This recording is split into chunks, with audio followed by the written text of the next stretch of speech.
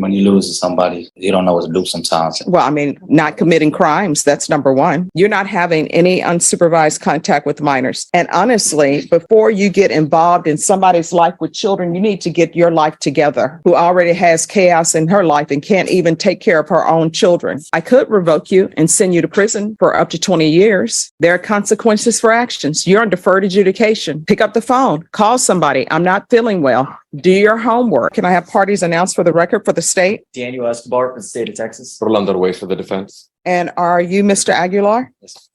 Are you the same Adam Edward Aguilar who was placed on deferred adjudication in 2022 for the offense of unauthorized use of a vehicle on January 9th, 2023 for a period of 4 years? Is that you?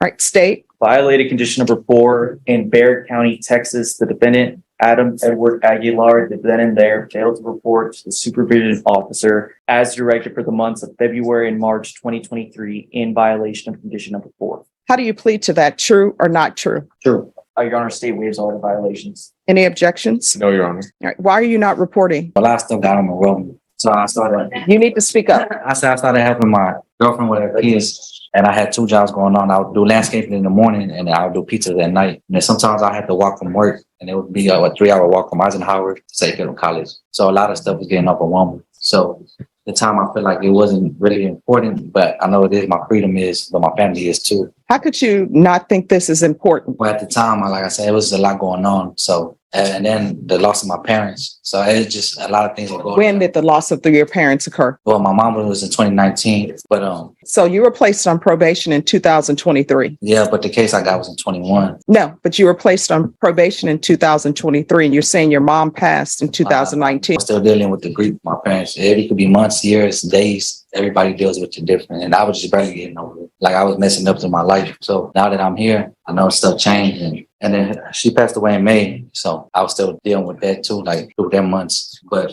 like I said, I was going to work and doing this and then trying. And a lot of stuff was just overwhelming for me. So your mom passed. How old are you? 28. So you're 28 years old. Your mom passed. So what you do is you pick up a criminal case and then you get placed on probation and then you do not report. Basically. And that was not the right way to go. But when you lose to somebody, you don't know what to do sometimes. Well, I mean, not committing crimes. That's number one. I mean, I know she wouldn't be proud of that neither, but that was just, I guess, my way of rebelling and dealing with it and not in the right way. So, but now I know my actions and I know my family need me more out there now than ever. So what have you done on probation? What have I done Yes. for probation? Yes. Nothing. All right. And this girlfriend you have, does she know that you're on probation? Yes. Did you tell her before you were arrested? Yes. And how many children does she have? 5. And what are their ages? Like 3, 5, 15, 19, and 20. All right. And they all live with her? No. Some live with the sister, some live with the grandparents, and then she had like 2. And what 2 does she have? What are their The ages? young ones, 3 and 5. All right. And how long did you know her before you moved into a house with her? Like a year, maybe 2. And what's her name? Rachel. Rachel what? Garza. Probation. Was there ever a TAP evaluation done for him or no? No, Your Honor, he's absconded before we can do anything. The court is going to deny the motion, alter and amend conditions to include a TAP evaluation, and that's to be done while he's in custody. There's to be no unsupervised contact with minors. I can tell you with regards to Rachel Garza, if she has all of these children and they're scattered, some with the sister, some with the grandmother, that tells me that there are some issues in her life and she's not taking care of her children. And it also tells me that somebody doesn't know she has the little ones. So what she does is she sees you and then moves you in. You're not having any unsupervised contact with minors. So that means that you will not be babysitting those children or any of that. If that occurs, that's a violation of your probation and a motion to revoke will be filed. Do you understand? And I'm going to want field visits 1 time per month, random. And we're going to do the UA hotline until further notice. Is there anything else from either side? No, Judge. No, Your Honor. Probation, is there anything else that he needs? Yes, Your Honor, I just want to make the court aware that you attempted to do field visits. However, the address on file that we have, it was not a good address. So we need to get a good address. And I would like to ask the court if we could do the weekly reporting for at least 30 days to. Yes. We're going to do weekly reporting until further notice. You're going to provide them with an address that you live at. If you provide them with the incorrect address, probation, file a motion to revoke. Do you understand? Yeah. You are not to be address hopping because you are what people call on paper, and people need to know where you are. So, And honestly, before you get involved in somebody's life with children, you need to get your life together. Your life is not together. So now you're bringing chaos to this Rachel Garza person who already has chaos in her life and can't even take care of her own children. Do you understand? yes, Your Honor. And from here on out, you need to ask yourself, whenever you make a decision, whether or not that could result in you going to the state jail facility for 2 years. If it is, you need not do it. If it's a maybe, you need not do it. Do you understand? Yes, Your Honor. All right, we're off the record. What's that mark on your face? I don't know.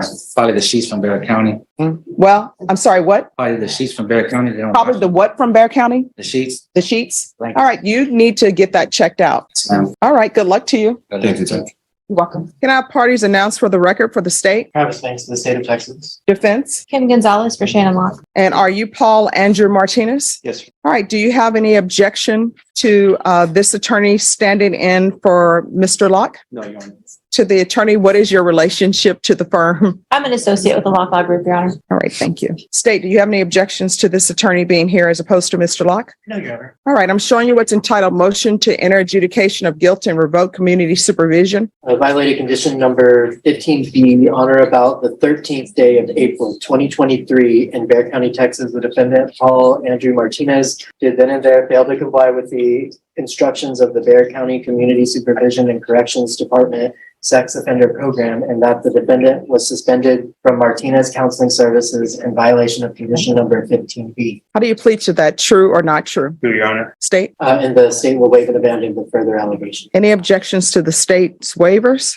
No, Your Honor. Did you understand by pleading a violation of 15B, the court could find it true, grant the motion, find you guilty, and sentence you up to 20 years in prison and up to a $10,000 fine? Do you understand?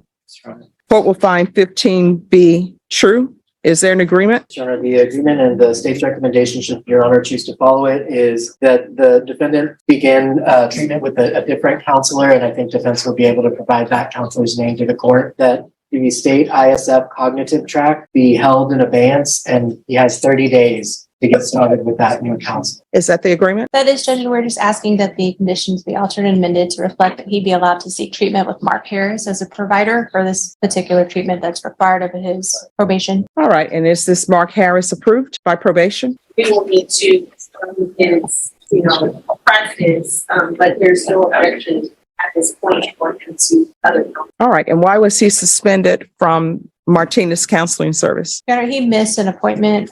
He had been under the weather and he is working. And so he had worked and gone home and not been feeling well and slept. He overslept, Judge. So he understands the magnitude of repercussions that comes with, but he is still working and trying to just give himself the best opportunity with a schedule that he can have some more control over, Judge. All right. So probation, is there a missed appointment? Your Honor, it is notated that on January 31st, he began his offender counseling with the counseling services of Brenda Martinez. On March the 1st, 2023, he is placed on zero tolerance for 6 months for not following the treatment contract and group rules. States that the defendant failed to complete required scheduled assignments, assessments, failed to show up on time for scheduled meetings, and had several unexcused absences for him to conspire with a group member to approve his homework. On April 5th of 2023, the defendant failed to show up for his scheduled group session with his counselor, which resulted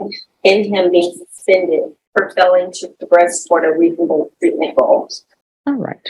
And does Martinez want him back? Will they accept him back? And since it's a part of the recommendation, I'm going to say that they've already spoken to Martinez and they would accept that. So that's where you're going to be going. So I'm going to deny the motion, alter and amend conditions to include a 30-day jail sanction, and that's to begin today. And then you are to be re-referred to Martinez Counseling Service. Is there anything else you need from the court? Your Honor, can I say one thing? Sure. You want to raise your right hand? Do you solemnly swear and affirm the testimony you give will be the truth and nothing but the truth, so help you God? Yes, in All right, reference. you can lower your hand. State your name for the record. Paul Martinez. All right, have you talked to your attorney to see if they want you to speak? Him doing his jail sanction on the weekends as No. opposed to. All right, so Mr. Martinez, in this court, there are consequences for actions. You're on deferred adjudication. Pick up the phone, call somebody. I'm not feeling well. Do your homework. Don't get somebody else to approve your homework. There are consequences. So I'm not going to revoke you. I could revoke you and send you to prison for up to 20 years. That would be within the realm of possibility because you're on deferred adjudication and you're not doing what you're supposed to be doing. So I'm not going to do that. I'm going to deny the motion. That's what both of you all wanted me to deny the motion. I'm going to alter and amend conditions to include a 30-day Bexar County jail sanction. That's going to start today. And you're going to be referred back to Martinez Counseling Service. Do you understand? All right. Is there anything else? No, Your Honor. All right. Thank you.